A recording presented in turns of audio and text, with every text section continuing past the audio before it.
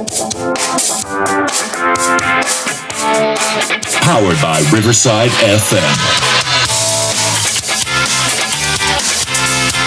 All right, so for this Browns Backers interview, please help me welcome from way down south, the president of the Sarasota Browns Backers, Mike. Mike, yeah. Mike. Hey, Mike, thanks for joining us. How are you today? Hey, I'm doing good. Nice and 76-degree temperature, and I'm loving it with sunshine. It's a little bit better than up here, I'll tell you that. So, Mike, tell us about your chapter. Tell us about what you guys have going on down there, when you were established, how many members you have, all that good stuff. Yeah, okay. We started in 2001, and I moved down here 5 years ago. I used to be chapter president of the Frederick, Maryland Browns Backers, and of course, my grandkids. And when I retired, my grandkids lived down here, so I moved down here. And the chapter at that time, the gentleman that was running it, he didn't want to give up the actual chapter, and he was looking for someone, and I just happened to come in at the right time.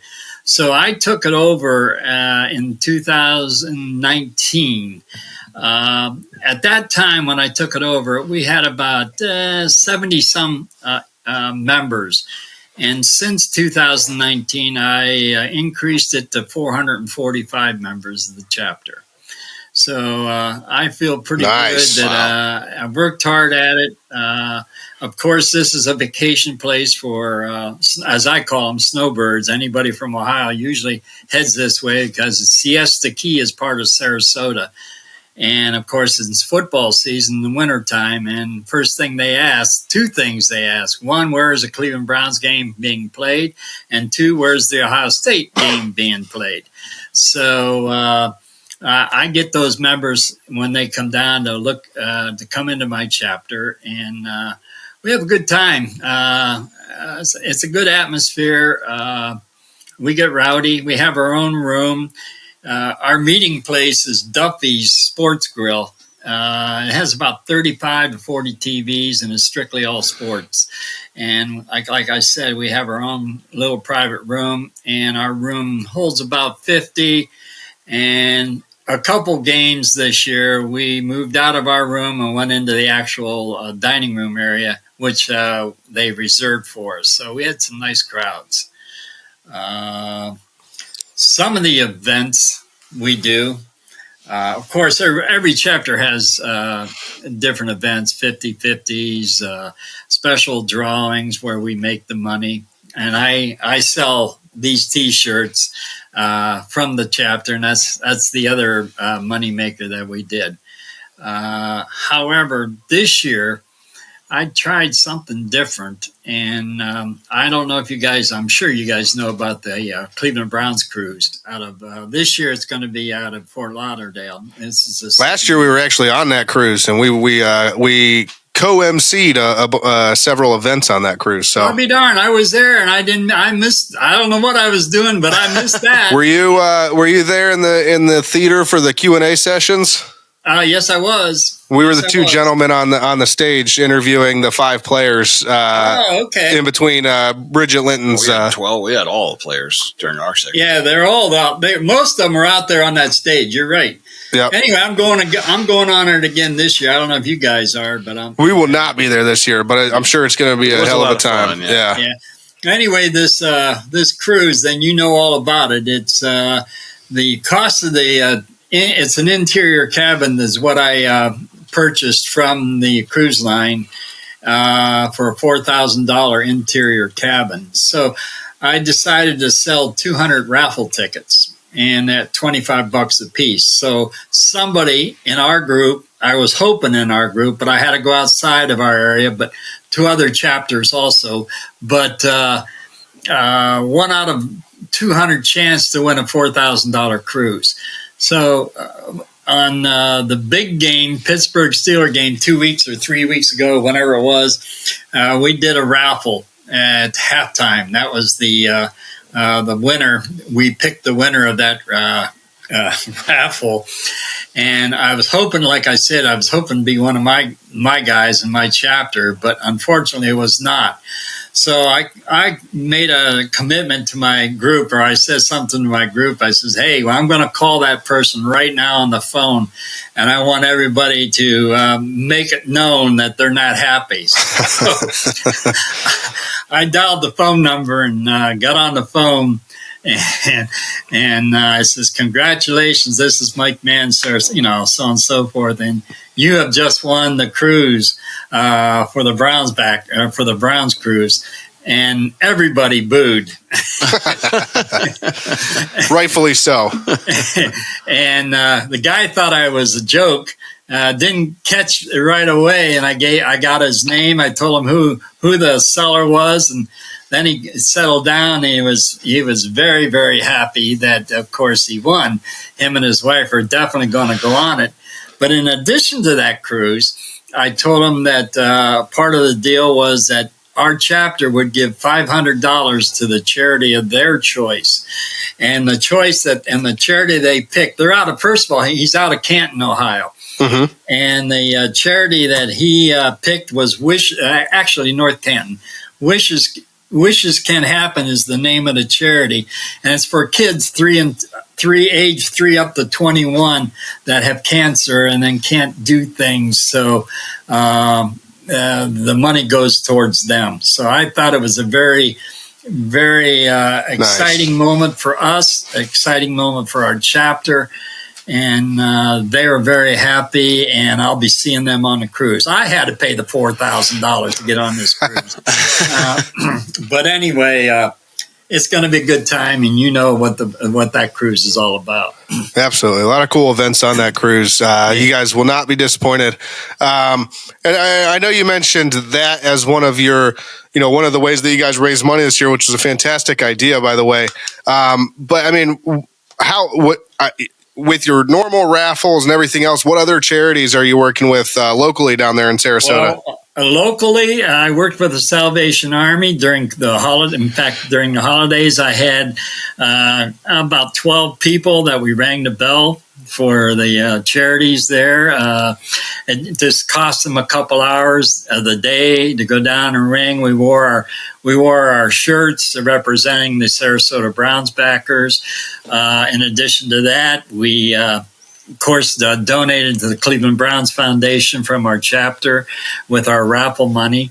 And we were working with the food banks. So that was a major one for us. The Salvation Army was a freebie, but hourly type of deal.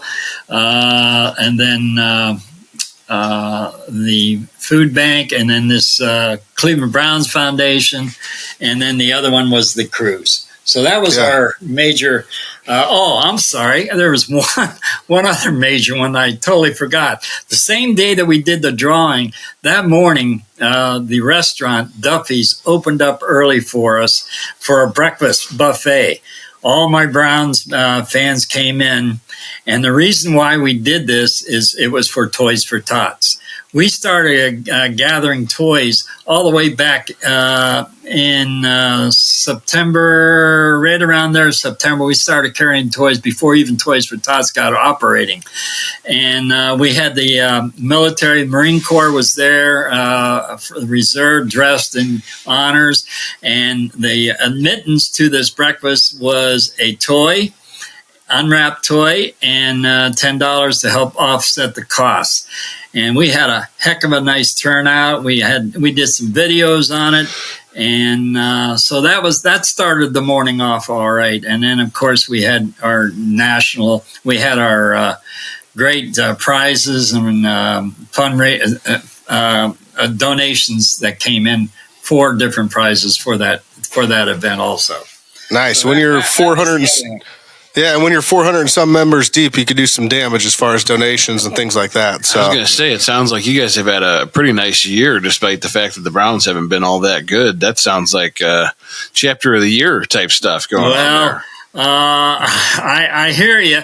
I know my buddy down here in Naples won it last year, but because I'm on the PLC, chapter cannot get in it and get involved on that. So maybe next year. Technicality.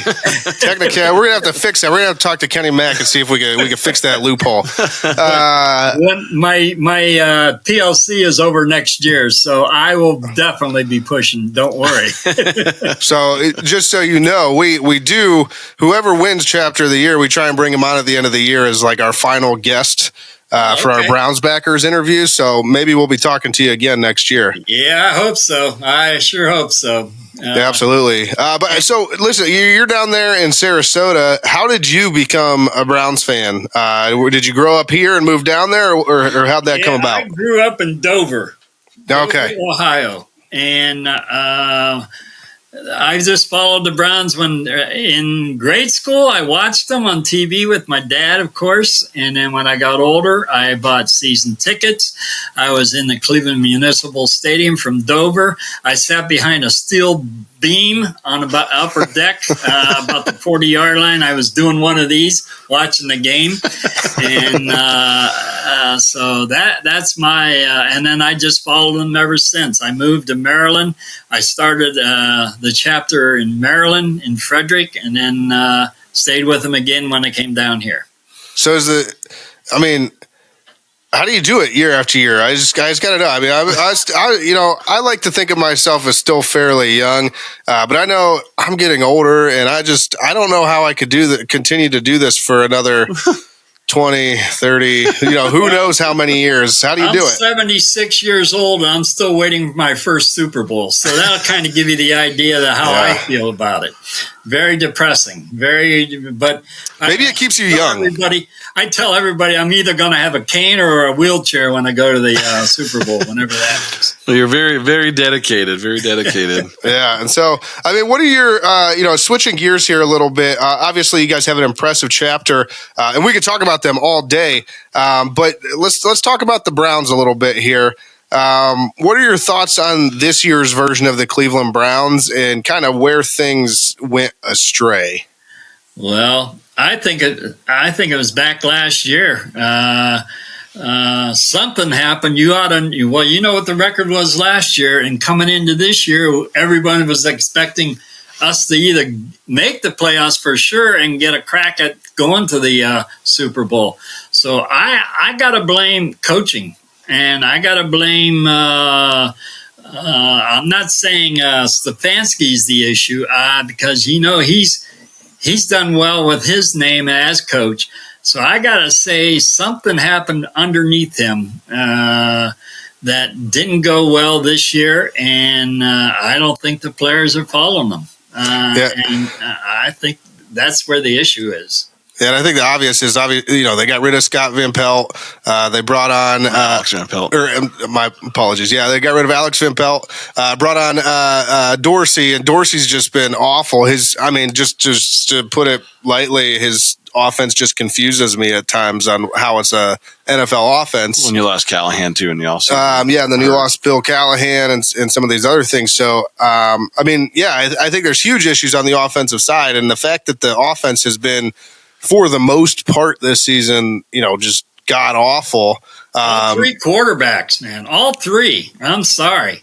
Yeah. And you hear it, like, now you're starting to hear Myles Garrett speak out, and he's saying, well, in case anyone didn't read between the lines in the middle of his rant about, I need them to show me that we're working towards winning now. They need to show me the path forward. He also said in the middle of that thing, I don't want to be on the field all the time. So it kind of a veiled shot at the offense there of like, hey, that side of the ball needs to get their stuff together, or else you're going to see people on this side of the ball start walking. Yep, I kind of believe that too. I totally agree with you on that side.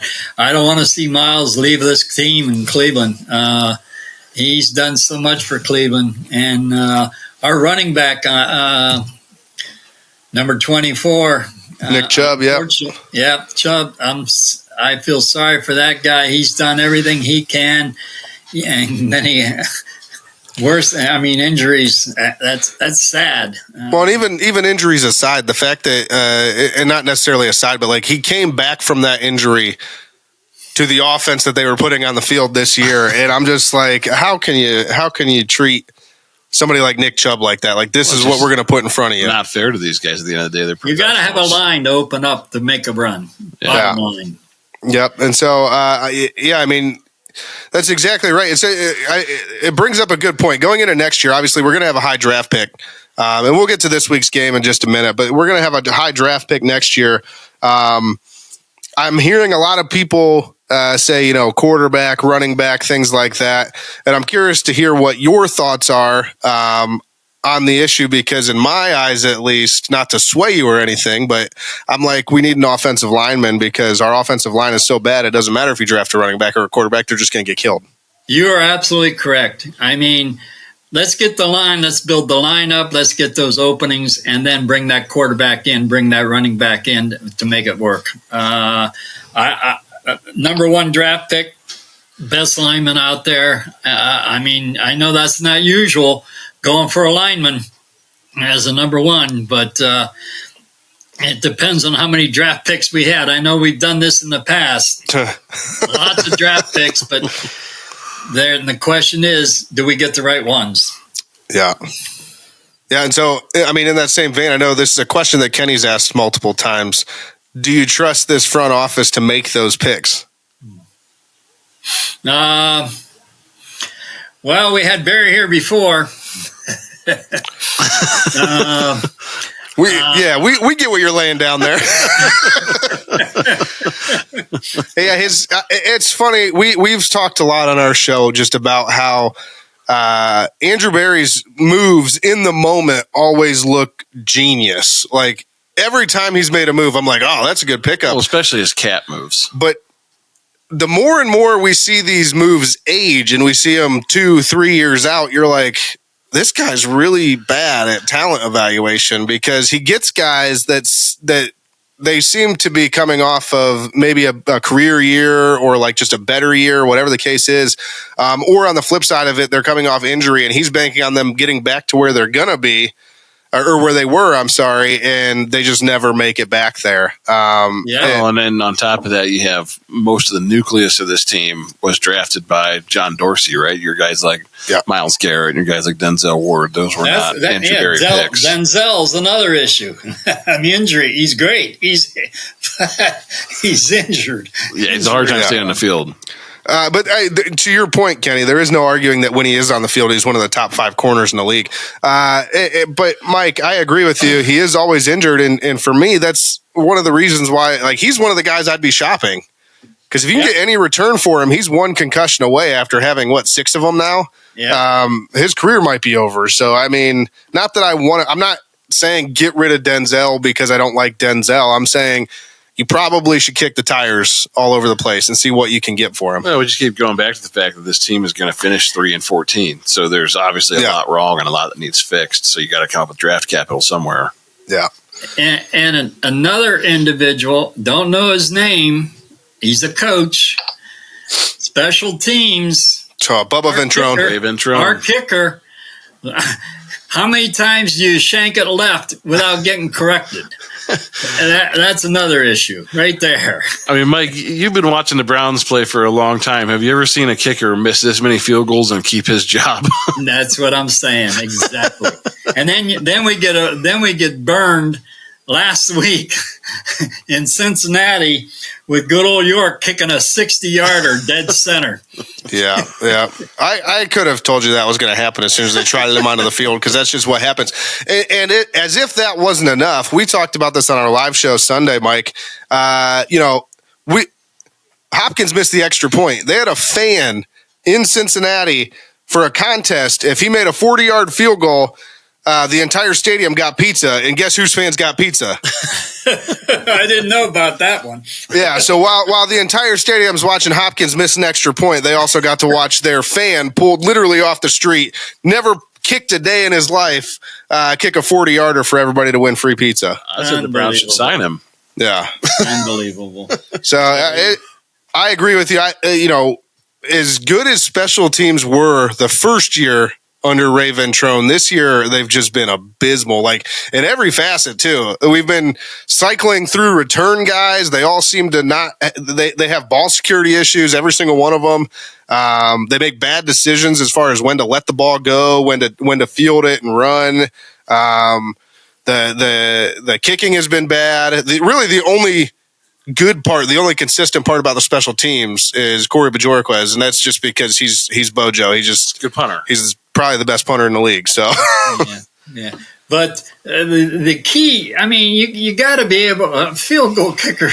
You got to win games when you're in the zone, man.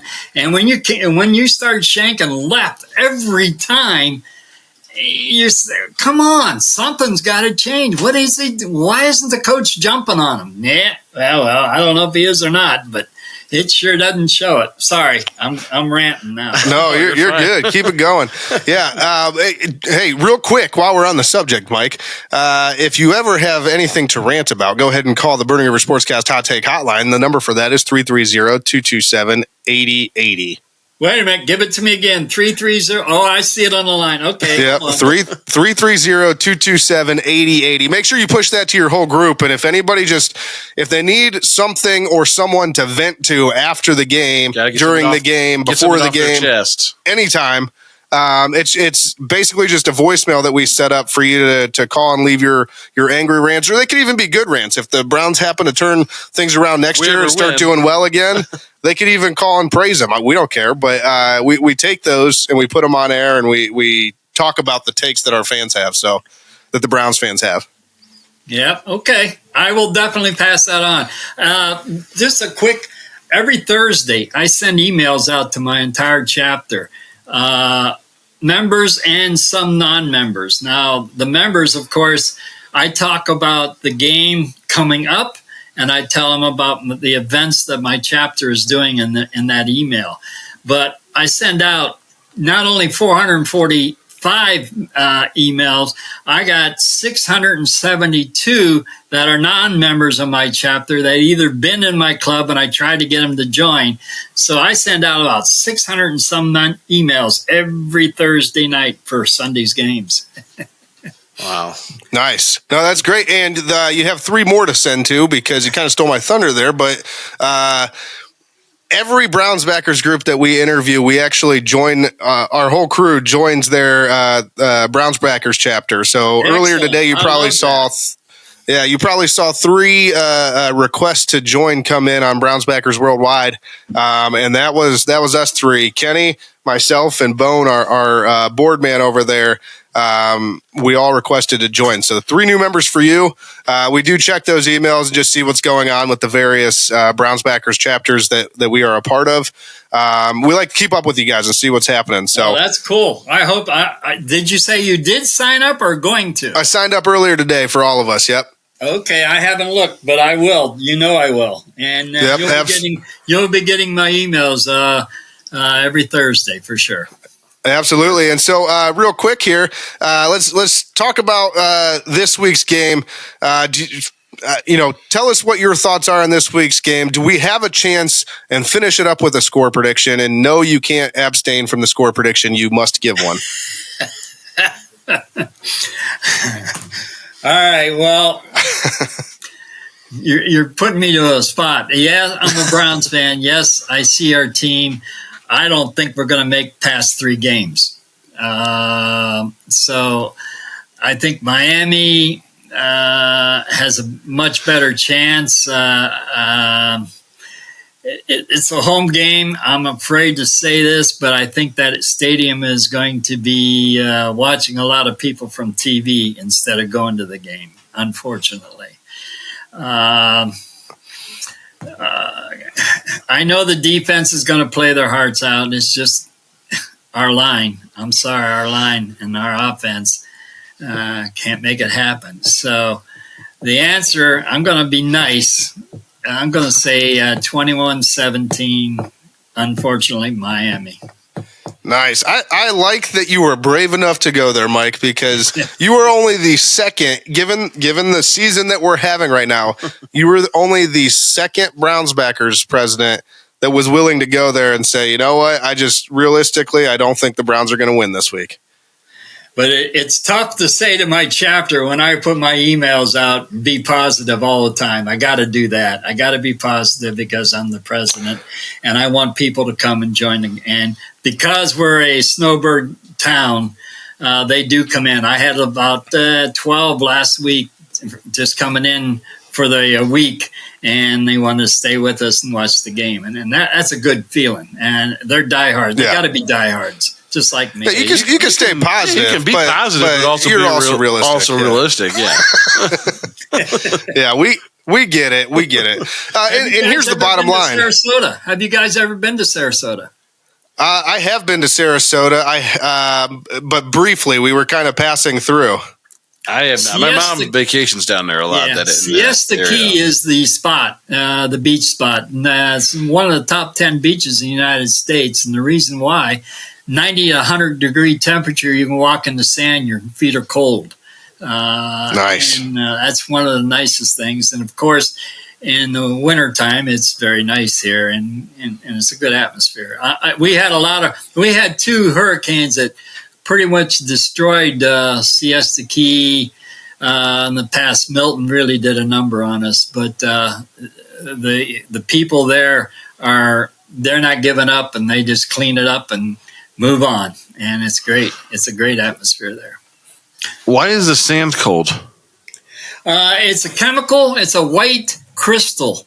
It's not true sand. It's a crystal, and you can it's just very, very, very fine, and it just doesn't get I don't know what the temperature. I have no idea the chemical what it caused that, but that's all natural. Interesting. That's wild. I did not know that. Yeah, that's crazy. Huh. Learn something new every day. I guess, usually I finish up these interviews by saying, well, hopefully we'll be seeing you soon. But now I'm really intrigued. I'm going to have to make it a point to get down there and for sure see what this sand is all about. And the Sarasota Browns Backers, of course. So, hey, also one real quick. I'm going to say it. Ohio State Buckeyes has a huge alumni backing in Siesta Key itself. And what I normally do, I go down to the game Saturdays and I recruit. When I see somebody wearing a Browns hat, I go right over to them. Hey, come down Sunday and see me over on Sunday. So it's 2 different locations, but just all the more reason why you should win Chapter of the Year next year. That's why you have 400 more plus members now, right? Yeah. I mean, not that we're advocating for anybody because we love all Browns backers, but I'm just saying you're working pretty hard. Yeah, Mike's putting the work in. So. Listen, Mike, I would love to, keep chatting with you and stay on all afternoon, all night. But unfortunately, we have to go talk about the Browns some more. So, listen, it's been fantastic having you on. And hopefully, like I said, we will get down there to Sarasota sometime in the near future and be able to check out your guys' viewing location and meet you in person. So, that's great, man. I love to see you, both of you. Yep. Including your director, wherever he is. What's his name, by the way? I can't remember. A director. He's laughing over there. He's Bone.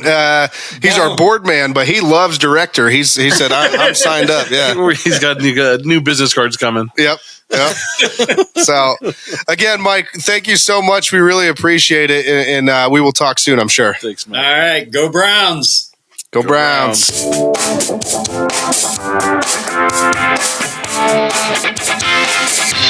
I'm with the Sarasota Browns Backers, and you're listening to Bernie Rivers Sportscast. And go Browns.